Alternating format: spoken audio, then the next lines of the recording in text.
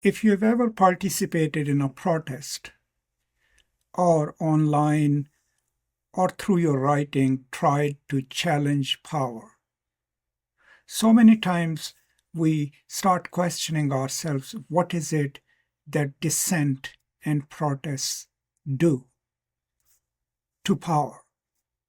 Let's explore it a little further. So in order to understand what dissent actually does to the functioning of power, we first need to understand power itself and how it works.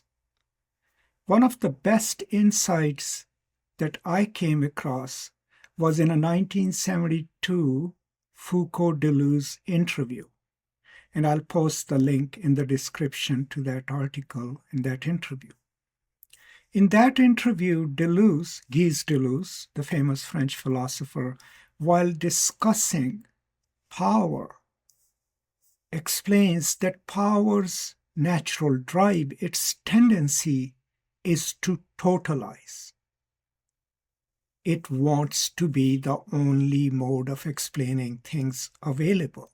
And it wants to arrogate to itself all modes of explanation and offers itself as natural, right? Now, this is my understanding of it. This is not what Deleuze said. But what his main point was that power naturally tends to totalize itself.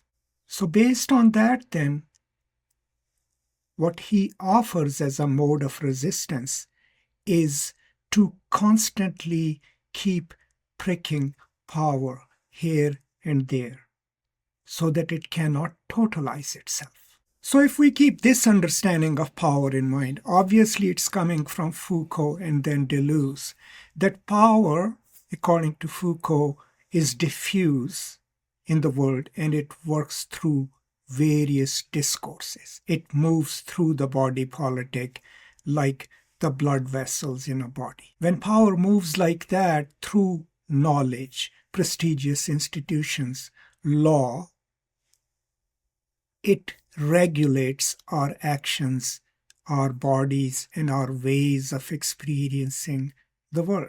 So when we challenge it, we cannot just challenge it at one place in a massive resistant move. What we have to then do within that power structure is to become gadflies, prick it here, over there, so that constantly its narrative does not become normative and dominating.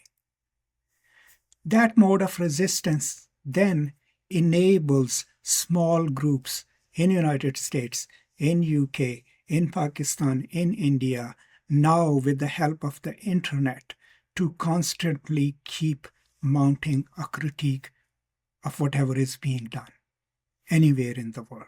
So if we keep the structure of power and its totalizing tendency in mind, we suddenly realize that no protest is unnecessary and no protest is useless, and that the semiotic acts of resistance, me and you speaking against oppression, and people putting their bodies in the street, it has an impact. The impact is subtle, but also long-lasting. So let's first explain how the subtle impact works.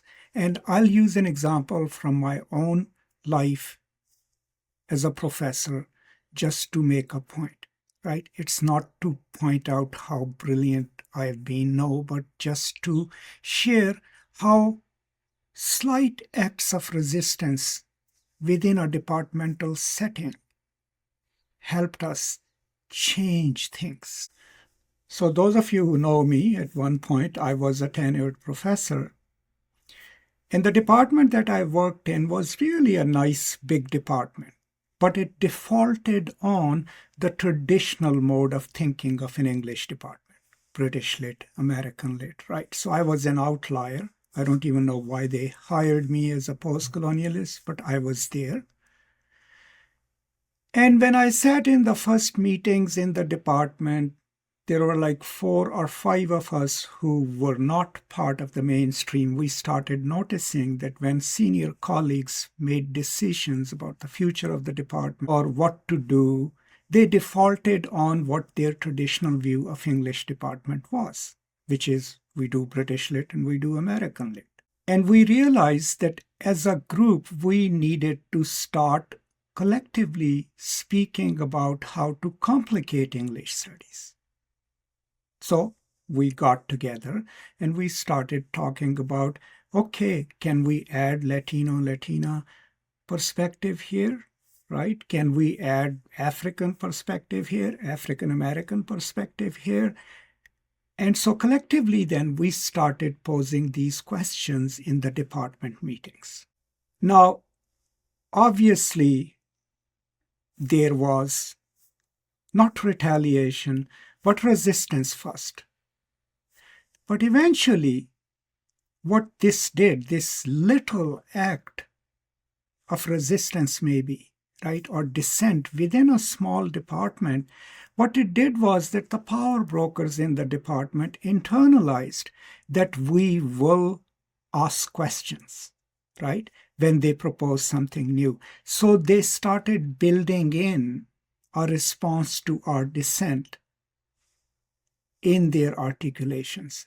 So in a way then, the power structure in like tiny little departmental setting shifted to incorporate our dissent. And eventually they started offering solutions to the department's problem, which took into account what our concerns could be and how to accommodate them in their understanding and formulation of the future of the department. That's just like a small example from within academia. Let's go to a larger example within just now contemporary America. After the October attacks by Hamas, of course, which I have condemned and everyone else who's a decent human being has condemned, and the massive onslaught on Gaza,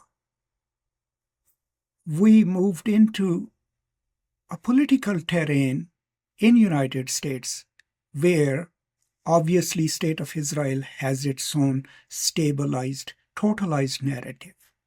They have a sort of a monopoly of how Palestinians are viewed and how they are viewed. Now, if no one had objected to the conduct of war in Gaza or the suffering of the people of Gaza and death and destruction in Gaza, Israel would have continued doing that. I mean, they are still doing it, but they would have continued doing it without any pushback from the global powers or from the United States.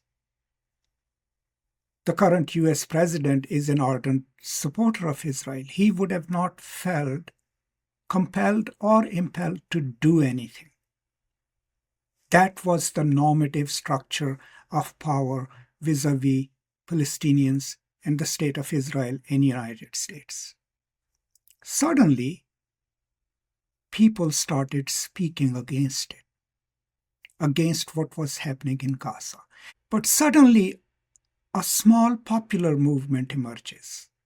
Now let's give credit to the people. Jewish Voice for Peace, for the first Jewish organization to actually mobilize protests in all the major cities.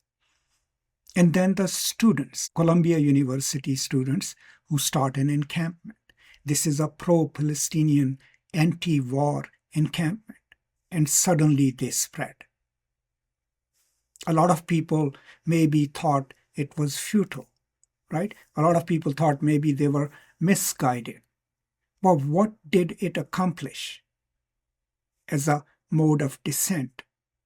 Now we have reached a point where the President of the United States had to go on record and admonish Prime Minister Netanyahu about the conduct of his armed forces and link any future military aid to the good conduct of war, right? That was accomplished because there was enough of public dissent against the status quo. I mean, there is no doubt about it. So, as I started with Deleuze, power will try to get away with totalizing its own narrative. The only time we can shift it or change its practices is through dissent, right? By being the gadflies that do not let it totalize. Now, wherever in history people have protested, they were up against heavy odds. Look at the civil rights movement. Before that, the suffragette movement, the anti-apartheid movement in South Africa. When they started their struggle, it was considered almost impossible to change those implacable systems. When people started protesting against the death and murder of civilians in Gaza and the atrocities being committed by Israeli Defense Forces, do you think any of us hoped that impactful change will come out of it? Maybe we hoped it, but we were not really sure. We had seen this happen before, but when thousands upon thousands of people joined us, we became a constituency. We became a group, not just of human beings, but of voters in the United States who now have enough political clout to force the President of the United States to consider criticizing actions of Prime Minister Netanyahu and his right-wing government, to even link the delivery of military aid to their good conduct. That is the power of dissent. If you eliminate the protests in the streets, the campus protests, or what the Michigan voters did in the primary, if that had not happened, what do you think would have prompted Joe Biden to do anything? I mean, we can't just rely on his moral outrage and empathy for Palestinian people, right? He had to respond to the dissent, right? And the dissenting protests and dissenting voices coming from all walks of life. Students, professors, intellectuals, journalists, people from every walk of life. So what's the lesson here? I mean, I know we all are distraught as what is happening in Gaza. We all also feel powerless, and we feel like there is not much we can do.